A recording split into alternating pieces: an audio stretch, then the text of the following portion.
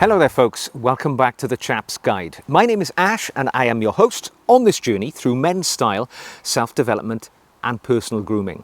Now the title of this video is Small Acts, Big Man.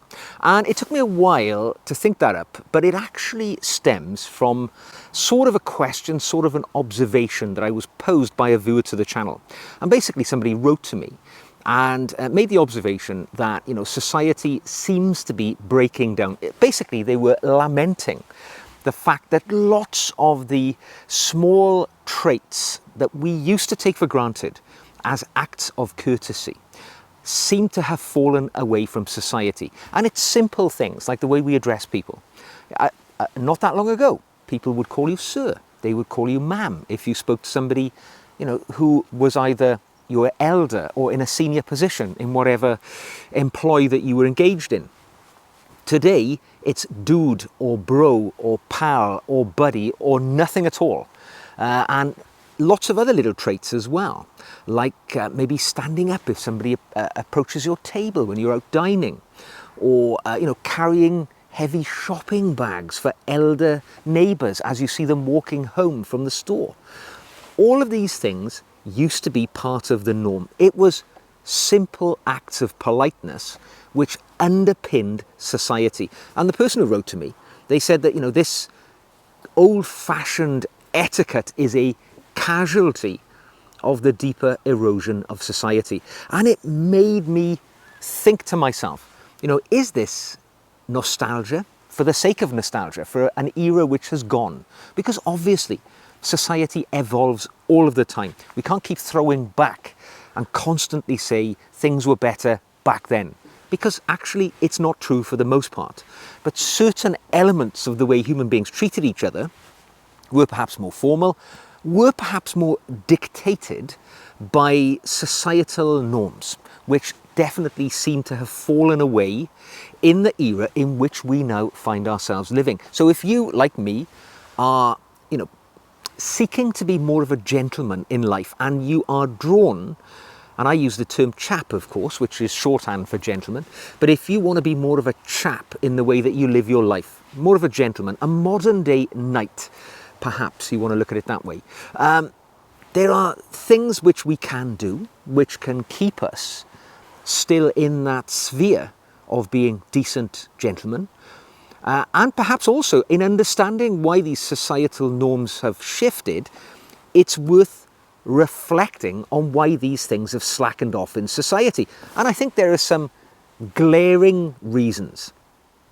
Now, one of the first reasons, which is somewhat obvious, I think, to most people, is the way that we lead our lives is much more dictated by the digital interaction between human beings these days.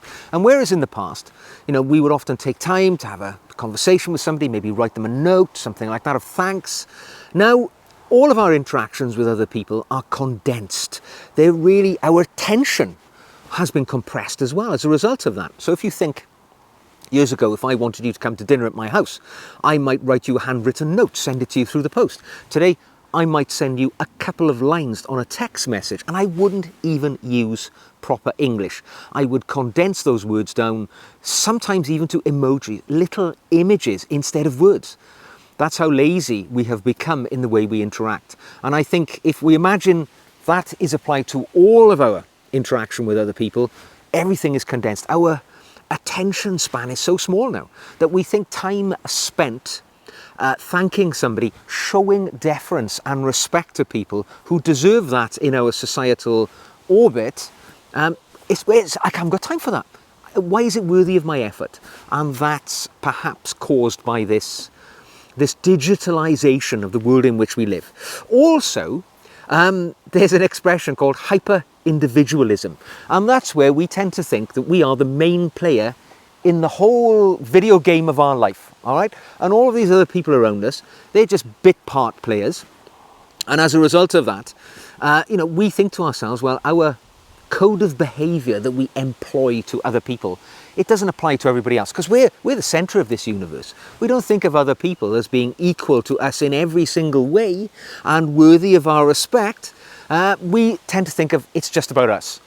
And when you start thinking like that, you forget what other people are doing for you. You forget the courtesies that they extend to you, and as a result, it's a bit like a muscle, right? If you don't use your muscle, it atrophies, it gets smaller, it becomes less useful to you. And if you tend to think of yourself as the main player in this game, and nobody else is worthy of your attention or your thanks or your courtesy, you're going to lose that muscle. Your courtesy traits are going to atrophy. So I'm going to give you 7 traits as quickly as I can, which is all about reclaiming courtesy for a gentleman.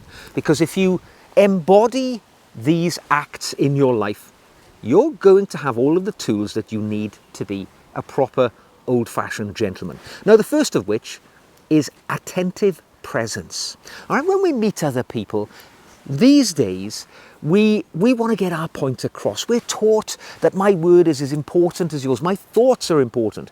And quite often we shout people down. We over-talk people when they're trying to give us their point of view. And if it's different to your point of view, these days the approach people seem to take is that if I can be more dominant and more assertive in the way that I put my point across, it's going to win.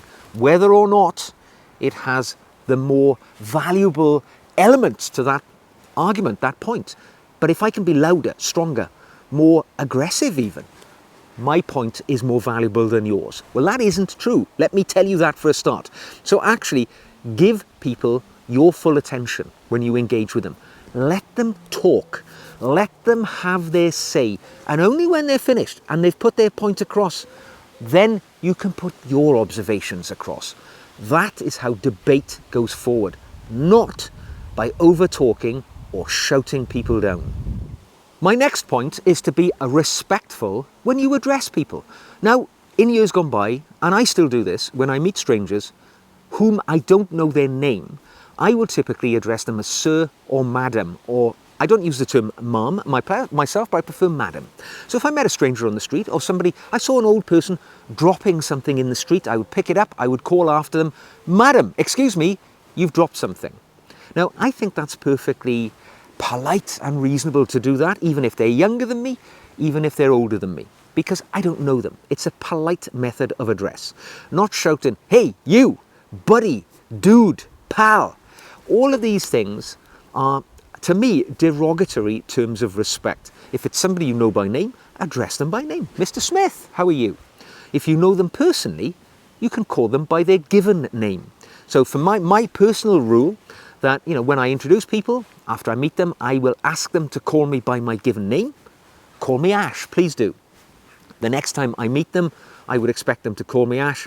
And I would expect, once we've had that given name introduction, I will also be addressing them by their given name.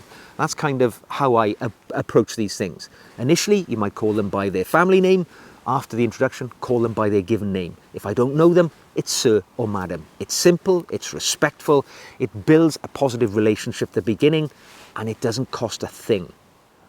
The next thing I'm very careful to do is employ physical acts of courtesy as I go through life, as I see it necessary. Now, when I was a young child, my mother taught me quite early on that if I saw an elderly neighbour walk, because we lived near the town in our family home, if I saw an elderly neighbour walking home from town with heavy shopping bags, it was my responsibility to help them take their shopping bags and carry them home. I did it on a number of occasions. It was considered the norm. People just don't seem to do that these days. It would be like giving up a seat on public transport. If you saw an elderly person, a pregnant person, getting onto the carriage, maybe on the London Underground or on a bus or whatever public transport you use, if you're on a train and somebody clearly is struggling to stand up, you know, I would surrender my seat to them because, quite frankly, they need it more than me. These small little acts of courtesy. It's holding a door open for somebody. If I'm going into a store or a building and there's somebody behind me, I would do the courtesy of holding the door open for them so that it doesn't slam in their face. Because once you stop doing that, right, this becomes the norm among society.